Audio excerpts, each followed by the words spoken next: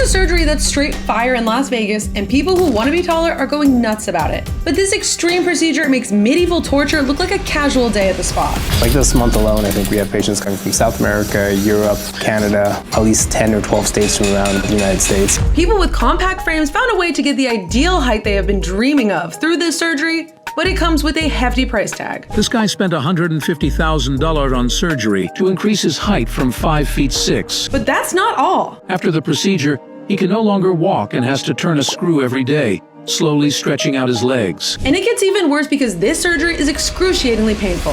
What hurt the worst? Learn how to walk all over again. That was the brutal part about the surgery, is the muscle atrophy. It was the worst. And if you think that's the only risk of this height-increasing medical procedure, think again.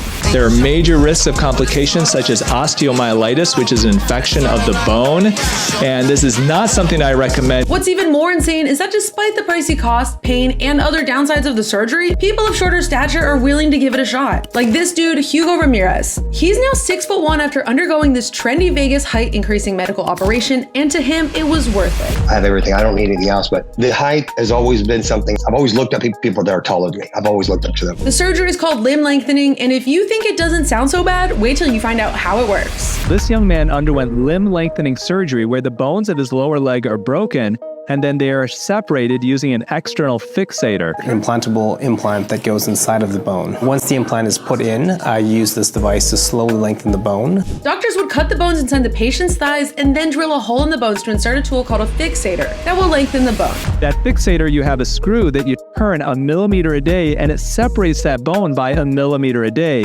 And the idea is that new bone will grow in that millimeter gap. You know that medieval torture device called the stretch rack? The limb lengthening procedure is kind of like that torture device. But the height augmenting operation is more horrible. To get the height they've always wanted, patients have to go through a whole year of this. These were in your legs? These were in my bone, in my femurs. And then 1 millimeter a day, this rod extends and there's your 3 inches. And then when it's over, these came out in December 2023. This dude, Rich Rotella, had the fixator inside his bones for a whole year. You see, limb lengthening was meant for medical purposes back then. It was used to correct improperly healed fractures, deformities from congenital diseases, and other bone-related conditions. Now it has become the next big thing in terms of cosmetic surgery. But who could blame people of shorter stature for getting the very thing they were deprived of? But those couple inches mean a lot to a person who's been ridiculed for their height for all of their life, right? You just, got guys that are 6 foot tall. I don't even know how they get their positions in life. People go to great lengths just to get the things they want the most, but limb lengthening is not for everyone.